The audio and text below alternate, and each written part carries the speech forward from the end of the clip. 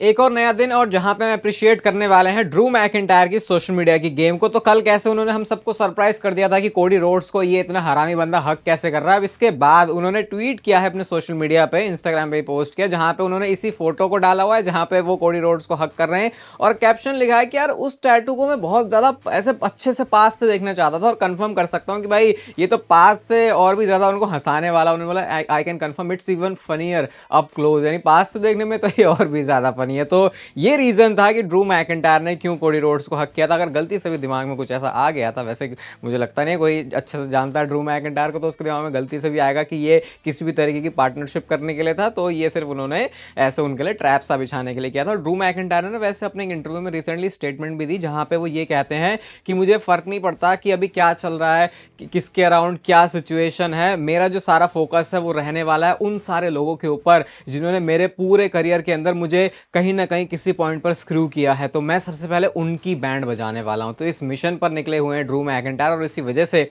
आप देखते हो कि हर एक स्टोरी के अंदर ड्रू मैकिंटायर आ जा रहे हैं। जैसे हम कहते हैं कि रोमन रेंज का नाता पता नहीं अपने आप ही हर एक स्टोरी से कैसे जुड़ा हुआ है, वैसे अब ड्रू मैकिंटायर को भी देख के ऐसा लग रहा है कि नाता जुड़े या ना जुड़े, उसको अपनी पुरानी बहुत सारी जो मेमोरीज हैं वो याद है। और वेलकम है आपका वॉइस ऑफ रेसलिंग के एपिसोड नंबर 596 में। अगर आप हैं इंडिया से क्रिकेट पसंद करने वाले फैंस तो आपको पता है सुबह क्या हुआ। अब इस पर ग्रेसन वॉलर ने क्या अपनी टिप्पणी दी है, वैसे इनको तो अच्छे से लपेटेंगे चैनल पर, पंथ शॉट यानी क्रिकेट वाले चैनल पर वीडियो आएगी जो कि आप अभी स्क्रिप्ट वगैरह हो जाएगी उसकी, तो आप शाम तक एक्सपेक्ट कर सकते हो या फिर उससे पहले भी। तो ट्वीट ये है ग्रेसन वॉलर का जहां पे वो ये फोटो उन्होंने बीजीटी के, जो ऑब्वियसली ऑस्ट्रेलिया की जो टीम है वो जीत गई है, तो यहाँ पे उन्होंने लिखा hope all the WWE fans in India enjoy this photo, और ये उन्होंने ट्रॉल करने के लिए डाला। ठीक है, अभी तो बात नहीं करेंगे, अगली अभी जिसके बाद हम क्रिकेट चैनल पे वीडियो लेके आएंगे उसमें बात कर लेंगे इसके बारे में थोड़ी बहुत अच्छे से, तो उस चैनल को भी आप सब्सक्राइब करके रख लेना। लेकिन भाई ये बंदा पीछे हटता नहीं है जब भी ट्रॉल करने की बात। और बाकी आपको पता है ये यूएस के अंदर तो इतना कुछ क्रिकेट पॉपुलर है नहीं, लेकिन ऑस्ट्रेलिया, इंग्लैंड, यहाँ पे ये सुपरस्टार जरूर बात कर लेते हैं, जैसे ड्रू मैकिंटायर कर लेते हैं,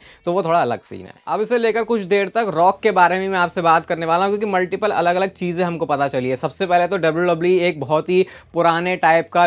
इंट्रो लेके आई है, मतलब पुराने डब्ल्यूडब्ल्यूई के टाइम की एटीट्यूड एरा की जो यादें हैं वो ताज़ा हो रही हैं। ऐसा लग रहा है कि बस अब यहाँ से पुराने टाइम में फिर से हम दोबारा जा चुके हैं। डब्ल्यूडब्ल्यूई करती हुई है कि पुराने थीम सॉन्ग के साथ में नए सुपरस्टार्स को डाल देते हैं, और यहाँ पे उन्होंने रॉक को डाला हुआ है और ये मंडे नाइट रॉ और नेटफ्लिक्स को हाइप करने के लिए है। तो ये तो एक तरीके से टीज़ हो गया। अब मैं भी सोच रहा हूँ बताना भी चाहिए कि ये टीज़ है नहीं, क्योंकि हम तो बहुत ऑब्वियस मान के चल रहे हैं, लेकिन कुछ चीज़ें ऑब्वियस नहीं है, क्योंकि कुछ डर्ट शीट्स की तरफ से ये बात आती है कि अभी पता नहीं है कि नेटफ्लिक्स के जो प्रीमियर वाला एपिसोड होने वाला है वहाँ पर रॉक आएंगे या फिर नहीं। और कुछ लोगों को तो ये भी नहीं पता कि क्या वो रेसलमेनिया में आएंगे या नहीं आएंगे, क्या वो बड़े शोज में वर्क करेंगे नहीं। इसीलिए फिर हमने सुना था कि John Cena versus Cody Rhodes का प्लान, और हर कोई बंदा थोड़ा सा बताने से झिझक रहा है कि क्या रॉक का स्टेटस है। लेकिन मैं आपको ये बता देता हूं कि मंडे नाइट रॉ जो होने वाली है लॉस एंजलिस, ये एक ही मतलब उसके अंदर सब आ जाते हैं ना, तो वहीं पे एक अवार्ड शो कुछ तो ऐसा है, पता नहीं, मुझे ज़्यादा क्लैरिटी नहीं है, लेकिन उससे मंडे नाइट रॉ से पहले उसी जगह पर रॉक होने वाले हैं। तो क्या ये सारी चीज़ें मिलकर ऑब्वियस नहीं बनाती कि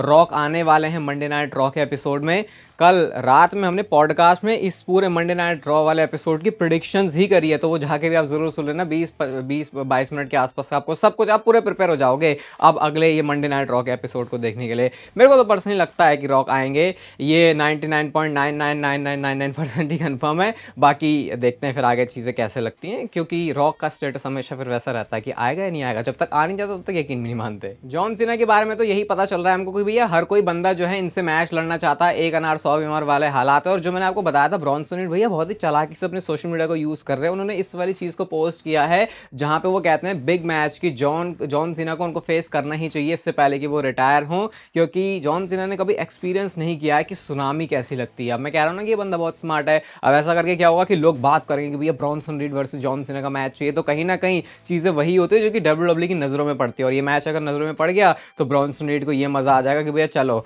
जॉन सीना जैसे बंदे से तो मैंने रेसल किया है उसके रिटायर होने से पहले, तो वो अपने आप में एक अलग ही अचीवमेंट है। हर कोई बंदा फ्लेक्स कर सकता है कि इससे पहले कि जॉन सीना रिटायर हुआ मेरा और उसका डब्ल्यूडब्ल्यूई में एक मैच हुआ था, तो शायद वो वाला फ्लेक्स चाह रहे हैं ब्रॉन्सन रीड, और सोशल मीडिया पे थोड़ा सा ट्रिक कर रहे हो कि भैया सपोर्ट करो थोड़ा सा मुझे, कि ताकि मुझे मैच मिल जाए। अच्छा, ये सिर्फ स्पेकुलेशन है जॉन सीना से रिलेटेड ही। और मैट हार्डी ने कुछ कॉमेंट किया है, वो ये कहते हैं कि जॉन सीना वर्ल्ड चैंपियन तो बनने वाले हैं, और उन्होंने पूरा सिनेरियो भी एक्सप्लेन कर दिया कि उनके हिसाब से क्या होने वाला है। वो कहते हैं कि ड्रू मैकिंटायर ये टाइटल जीत जीत जाएंगे कोडी रोड से, उसके बाद ड्रू मैकिंटायर से टाइटल लेंगे जॉन सीना और इस तरीके से वो बनेंगे 17 टाइम वर्ल्ड चैंपियन। लेकिन साथ में वो ये भी बोलते हैं कि ऐसा नहीं होने वाला कि जॉन सीना उस टाइटल को अपने पास रखे हुए हैं बहुत टाइम तक, उसके बाद वो टाइटल दोबारा से ड्रू मैकिंटायर को ड्रॉप कर देंगे। मैंने इस चीज़ में बहुत ज़्यादा सेंस और लॉजिक लगाने की कोशिश करी, तो मेरे को ऐसा तो कुछ फिट बैठा नहीं, क्योंकि मैं तो वो मूवमेंट, मतलब अगर मेरे को कोई ये बता रहा है कि John Cena 17 time world champion बनेंगे किसी को हरा के, तो फिर भाई मेरे दिमाग में कुछ नाम आते हैं, जैसे कि कोडी रोड्स है, वो शायद फिर रैंडी ओर्टन है, कुछ ऐसा बड़ा,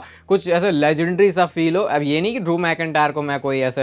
डाउनग्रेड करके डिग्रेड करके बता रहा हूँ, पता ही है आपको मेरे ड्रू मैकिंटायर के बारे में क्या थॉट्स है, लेकिन इस सिनेरियो के हिसाब से फिट नहीं हो रहा। बाकी होने को देखो कुछ भी हो सकता है, इसलिए आपको अलग अलग बातें बताते रहता हूँ कि लेट्स से फिर देखते हैं तब जाके किसने क्या बोला था और किसकी बात सबसे ज़्यादा क्लोज टू परफेक्ट हुई है, क्योंकि इसमें भी एक्यूरेसी तो बहुत मुश्किल ही है, ट्रिपल एच इस तरीके से बुक करते हैं और चेंज करते रहते हैं। कल के स्मैकडाउन के शो में डब्ल्यूडब्ल्यूई ने बहुत सारे चेंजेस करे हैं भाई, जो हमने देखा कि कोडी रोड्स और ड्रू मैकिंटायर ने एक दूसरे को हक किया था, शायद वो वाला मूवमेंट हमको देखने को मिलता ही नहीं, क्योंकि कल डब्ल्यूडब्ल्यूई का ओरिजिनल प्लान था कि केविन ओवेंस का एक प्रोमो होगा जिसमें फिर ड्रू मैकिंटायर और ये कोडी रोड्स आएंगे, लेकिन डब्ल्यूडब्ल्यूई ने उस चीज़ को भी कैंसिल कर दिया, मतलब फिर प्लान उन्होंने चेंज कर दिया। और साथ में जो हमने मेन इवेंट में न्यू ब्लड लाइन वर्सेस ओजी ब्लड लाइन का मैच देखा था, ये वाला मैच भी नहीं होने वाला था, क्योंकि उस मैच का जे उसो पार्ट नहीं होने वाले थे। ओरिजिनली वहां पे जो डब्ल्यूडब्ल्यूई ने प्लान किया था वो था ब्रॉन स्ट्रोमैन का नेम, और आपको समझ में आ रहा होगा ब्रॉन स्ट्रोमैन का भी नेम पूरा सेंस बना रहा है, क्योंकि न्यू ब्लड लाइन के ब्रॉन स्ट्रोमैन के साथ भी पंगे हो चुके हैं, लेकिन फिर डब्ल्यूडब्ल्यूई ने उसको चेंज कर दिया। ब्रॉन स्ट्रोमैन के बारे में मुझे पता नहीं कि वो किस वजह से चेंज हुआ,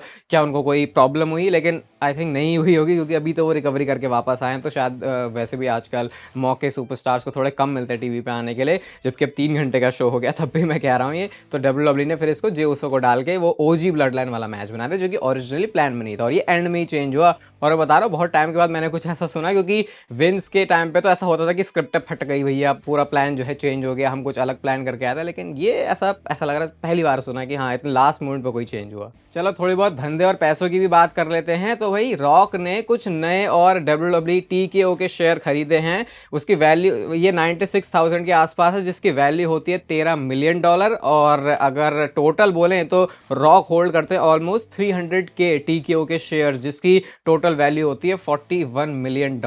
अगर इसे आप इंडियन रुपीज़ में कन्वर्ट करना चाहता हूँ मैं, $1 मिलियन के 8-8.5 करोड़, फिर वो 80 करोड़, फिर 80 को 4 से करोगे तो 320 करोड़ के आसपास का ये मामला आ रहा है। रॉक के पास है टोटल 289,673 शेयर्स, और इसमें से कुछ वाले शेयर तो भाई मेरे इसमें से नहीं, मतलब टोटल तो मेरे पास भी है कुछ शेयर, तो हाँ रॉक की हिस्सेदारी में, टीकेओ की हिस्सेदारी में मैं भी हूँ। बताऊंगा इन फ्यूचर जाके वो टोटल मेरे कितना हो गया। ऐसे रॉक का तो $41 मिलियन, मेरा कितना हुआ। एक बढ़िया चीज़ जो मुझे आजकल लगती है कि हर कोई बंदा इंटरव्यू में आके बहुत ज़्यादा खुल के बातें कर रहा है, और ट्रिपल एच से ज़्यादा खुल के तो कोई बात ही नहीं कर रहा। बहुत सारी बड़ी बड़ी बातें उन्होंने रिवील कर दी भाई एसआई वाले इस मीडिया पॉडकास्ट के अंदर। सबसे पहले उनसे पूछा कि क्या मंडे नाइट रॉ नहीं होने वाला था, मतलब कि क्या उसे ये किसी और डे पर लेके जाने वाले थे, क्योंकि अगर आप चैनल पर एक्टिव चैटर हो, सारी वीडियोस देखते हो, तो आपको पता होगा, मैंने आपको बताया था कि डब्ल्यूडब्ल्यूई कंसीडर कर रही है कि मंडे से वो हटा भी सकते हैं, लेकिन फिर उन्होंने सारे चीजें दिखा के और कौन से डे हो सकते हैं सही, उनको सबसे बढ़िया मंडे नाइट रॉ लगा, क्योंकि ट्रिपल एच कहते हैं हमारे ट्रेडिशन के हिसाब से भी वो है, तो इससे ये भी पॉसिबिलिटी हमेशा के लिए ओपन होती है कि Monday night raw, Tuesday night raw, वैसे हमारे तो ट्यूसडे नाइट रॉ ही रहता है, वेंसडे नाइट रॉ या फिर सैटरडे नाइट रॉ तो नहीं होगा, वैसे इतना भी पीछे नहीं लेके जाएंगे इसको, वीक के शुरुआती डेज में मुझे रखेंगे, क्योंकि इतना भी नहीं चेंज करेंगे, तो ये आगे जाके हो सकता है चेंज। इस बात में कोई बहुत बड़ी हैरानी वाली बात नहीं होगी, क्योंकि एनएफएल के साथ उनका कंपटीशन रहता है जो कि मंडे को ही पड़ता है। इसके बाद उन्होंने ये भी बताया कि टाइमिंग कितनी होने वाली है शो की, तो ये भी हमारे दिमाग में कंफ्यूजन है, और जो बात बोल दी है ट्रिपल एच ने मुझे लगता है यही होगी। बोला उन्होंने ऐसा कि मेरे हिसाब से वो कहते हैं कि 3 घंटे का शो कभी कभी लगता है ज़्यादा हो गया, 2 घंटे का लगता है कि ये कम हो गया, तो 2 घंटा 30 मिनट के आसपास का शो ऐसा है जो कि शायद एक परफेक्ट टाइमिंग है, ऐसा ट्रिपल एच के हिसाब से उनको लगता है, और उनके हिसाब से लगता तो भैया फिर आप समझ जाओ। और वो ये भी कहते हैं कि अब हमारे ऊपर ना कोई ऐसी रेस्ट्रिक्शन नहीं है, क्योंकि पहले हमारे सिर पे ऐसे रहता था कि एड्स यहाँ पे प्लेस करनी है, अब क्योंकि नेटफ्लिक्स है तो यहाँ पे अलग तरीके से रहने वाला, थोड़ा सा सीन सिमिलर तो रहेगा लेकिन बिल्कुल वैसे नहीं रहेगा, थोड़ा फ्रीडम है इनके पास, तो अगर कोई सेगमेंट उनको खींचना है, कम करना है, ऐसे ऊपर नीचे करना है, वो सारी जो एडजस्टमेंट है वो आसानी से कर सकते हैं। और जो सबसे बड़ी बात ट्रिपल एच ने बोली, भाई मैं तो चाहता हूँ कि कोई जो जैसे मेंटलिस्ट होते हैं जो माइंड रीड करते हैं, वो ट्रिपल एच के दिमाग में क्या चल रहा है उसको बताएं। तो ट्रिपल एच से पूछा कि भाई क्या चल रहा है, रेसलमेनिया का मैच कार्ड हो गया फाइनल, कौन सा होने वाला मेन इवेंट, तो भाई ट्रिपल एच ने बहुत खुल के बात करी, और मैं ये भी सोच रहा था कि बोलते बोलते भी ट्रिपल एच को क्या ही चौड़ आ रही होगी, क्योंकि अब तो सब कुछ उनके कंट्रोल में है, ऐसा तो है नहीं विंस मैकमैन ने ऊपर से डंडा कर दिया और उसके बाद प्लान सारे चेंज हो गए, जो चेंज होगा ट्रिपल एच के हिसाब से होगा। थोड़ा सा रॉक का भी इन्वॉल्वमेंट कह सकते हो आप इसमें। तो वो ये कहते हैं कि अब से लेके लास वेगस तक देखो बहुत सारी चीज़ें के बारे में बात करते हैं कि अगर वो अभी से बता देते हैं कि भाई क्या होगा, मेरे दिमाग में क्या खुद सेट है, तो भाई देखो बहुत सारे लोगों को इससे प्रॉब्लम हो सकती है, कुछ ऐसा कुछ वैसा। लेकिन वो ये बात कंफर्म करके बताते हैं कि क्या मैं ये बात कह सकता हूँ कि मैंने कुछ चीज़ पेंसिल कर दी है रेसलमेनिया के कार्ड के लिए, तो उस बात का वो जवाब देते हैं यस। लेकिन क्या उनको ये लगता है कि ये चीज़ ऐसी स्टे करने वाली है? आई थिंक उन्होंने बोला कि हाँ, जो मैंने सोचा है वैसे ही होगा, but I am not sure. मैं ये भी कह सकता हूँ कि प्लान चेंज हो जाएगा, ऐसा ट्रिपल एच ने बोला। यानी अभी करंट जो उनके दिमाग में चल रहा है उस हिसाब से वो रेसलमेनिया का पूरा कार्ड अपने दिमाग में सेट कर चुके हैं, लॉक कर चुके हैं कि ऐसा होगा ऐसा होगा। बट साथ में वो ये भी बोलते हैं कि हाँ, ऐसा हो भी सकता है कि शायद जो प्लान है उसमें कुछ चेंज हो जाए। तो देखो भाई, अब सेट तो सब कुछ हो गया। अभी रिसेंटली हमने रूमर सुना है किसका, रोमन रेंस और पंक वाले मैच का, और साथ में Cody Rhodes versus John Cena वाले मैच का। लेकिन अगर ऐसा होता तो फिर रॉक कहाँ जाएंगे? तो रॉक का आना अपने आप में एक नई चीज़ फिर ओपन कर देगा। इस इंटरव्यू में वैसे उन्होंने रॉक के बारे में भी बोला कि हाँ भाई, बंदे में पावर तो बहुत है, क्योंकि वो है ही एक गेम चेंजर, तो फिर वो एक वैल्यू भी लेके आता है टेबल पे, ऐसा भी उन्होंने बोला। तो थोड़ा बहुत अगर मैं बोलूँ तो ट्रिपल एच को रॉक के साथ ही सेटिंग बनानी पड़ती, बाकी ऐसा कुछ लग नहीं रहा ज़्यादा। लेकिन ट्रिपल एच ने सब कुछ सेट कर दिया है, अब देखते हैं उनके दिमाग में क्या चल रहा है। ऐसे मैं बोल रहा हूँ कि कोई माइंड रीडर है बढ़िया सा, तो जरा देख के बता ट्रिपल एच के एक्सप्रेशन की क्या चल रहा है बंदे के दिमाग में, क्योंकि उनके हिसाब से तो प्लान सेट है। ये वाली चीज़ मैं आपको सिर्फ इसीलिए बता रहा हूँ क्योंकि इस वाली चीज़ को ट्विटर पर रिएक्शन एंगेजमेंट जो बोलते हो बहुत ज़्यादा मिली है। यहाँ पे टिफनी स्ट्रैटन के सक्सेसफुली कैश इन के बाद और विमेंस चैंपियन बनने के बाद लुडविग काजर ने रिप्लाई किया इट्स टिफी टाइम कोड करके, और उसमें दिल वाली इमोजी लगाई। और भाई इस पे देखो 42,000 लाइक्स हैं।